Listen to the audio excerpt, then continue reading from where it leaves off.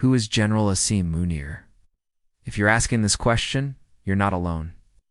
For starters, there are very few interviews of the man in public domain, and what little we know about him is mostly from news reports or opinions of others. But this man has been the architect of Pakistan's war on terror. He was appointed as the Chief of Army Staff just before the 2022 elections. And since then, he has gone after Imran Khan like a predator going after its prey. The Pakistan Army is considered one of the most powerful institutions in the country. So who really is General Asim Munir? And how did he rise through the ranks of the Pakistan Army to become the powerful chief that he is today? Let's find out. Hello and welcome to my channel, War Chronicle. The Pakistani military is known for two things: its sheer size and its interference in political matters. With an annual budget of over $1 billion, it's one of the largest standing armies in the world. It also has a nuclear arsenal. Some reports say it's the 7th largest in the world, and some say it's the 3rd. But one thing is certain, it's amongst the top 10. Yet despite the army's obsession with politics and power, very few people actually know about the men who run it. This is partly due to their own doing. They don't speak much in public, and when they do, it's mostly about patriotism or fighting enemies abroad. But sometimes their past actions speak louder than words. Take, for example, the case of General Ashfaq Parvez Kiani, who was the Chief of Army Staff from 2007 to 2013. Even today, no one can say for sure where his loyalties lie, with Pakistan or with India. During his tenure, he oversaw a significant increase in cross-border attacks by militants. At the same time, he also played an important role in the peace process, along with the Afghan border. So who was General Ashfaq Parvez Kiani really? We may never know. But that's not the case with General Asim Munir. Asim Munir was born on November 14, 1961, in the city of Pindi Geb, in Punjab province of Pakistan. He comes from a middle-class family. His father was a retired army officer, and from a young age, Asim wanted to follow in his father's footsteps.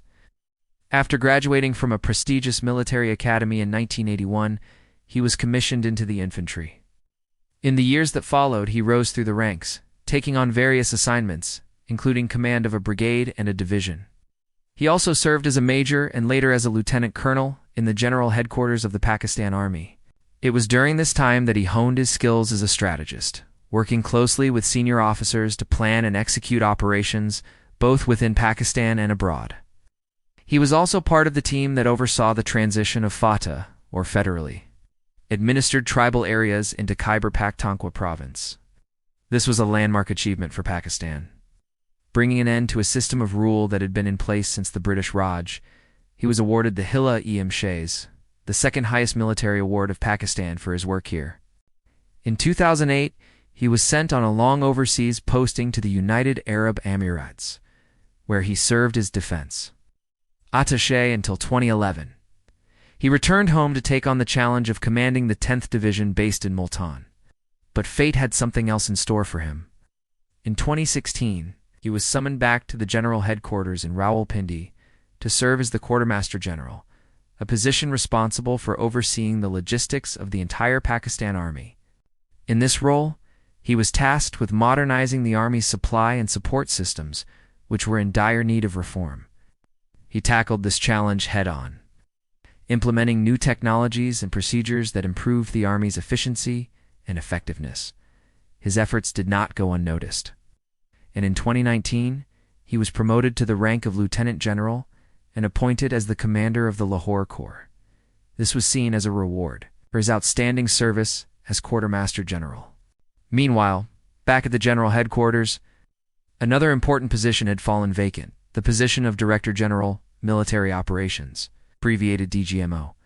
This individual is responsible for planning and executing some of the most important operations in the Pakistan Army.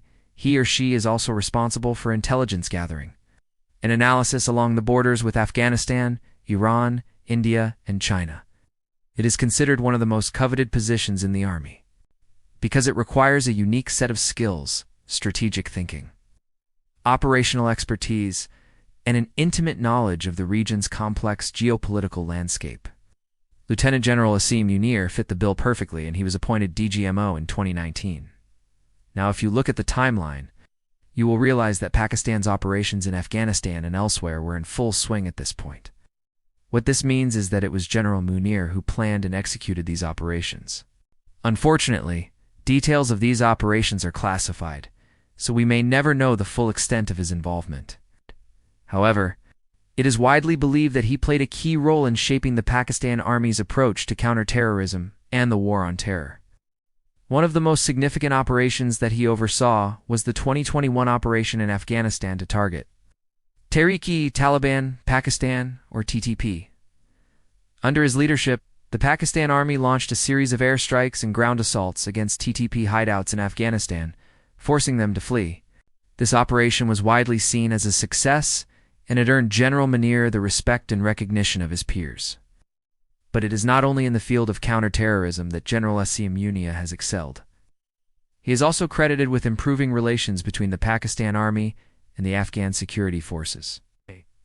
In 2021, he led a delegation to Kabul to meet with top Taliban leaders, including Sirajuddin Haqqani, the Interior Minister of Afghanistan, and the notorious Taliban commander responsible for the insurgency in eastern Afghanistan.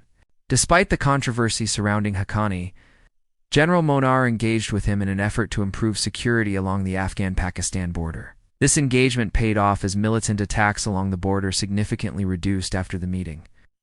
It was around this time that rumors started circulating about a possible third term for Imran Khan, so the powers that be in Pakistan decided to get rid of Imran Khan and install a puppet regime in its place. It was General Asim Munir who engineered the ouster of Imran Khan. He put pressure on the politicians and the establishment till Imran Khan was forced to resign. That's when General Asim Munir became the Chief of Army Staff on November 2022. Since then, he has made it his personal mission to finish off what he started. The moment he took charge as the Army Chief, he unleashed the military courts on Imran Khan. More than 100 cases have been registered against Imran Khan since then, and the Pakistan Army is not holding back in any way or form. What all of this tells us is that the man at the center of it all is General Asim Munir, a man whose face is barely known to the public, yet his decisions have far-reaching consequences for Pakistan and the region. Like I said earlier, there are very few interviews of General Asim Munir in public domain. And what little we know about him is mostly from news reports or opinions of others. But one thing is certain, he is a brilliant strategist, who has the best interest of Pakistan at heart. Whether you agree with his methods or not is a different matter altogether. But one thing we can all agree on is that General Asim Munir is a man on a mission to make Pakistan a better place for all Pakistanis. Only time will tell how successful he will be in his mission. But one thing is for sure, he is not backing down in the face of adversity. He is a true patriot and a role model for Pakistanis everywhere. So what do you think about General Asim Munir? Do you agree with his methods? Or do you think he is a dangerous man who is hell-bent on destroying Pakistan? Let us know in the comments below. And if you enjoyed this video, don't forget to hit the like button and subscribe to my channel, War Chronicle.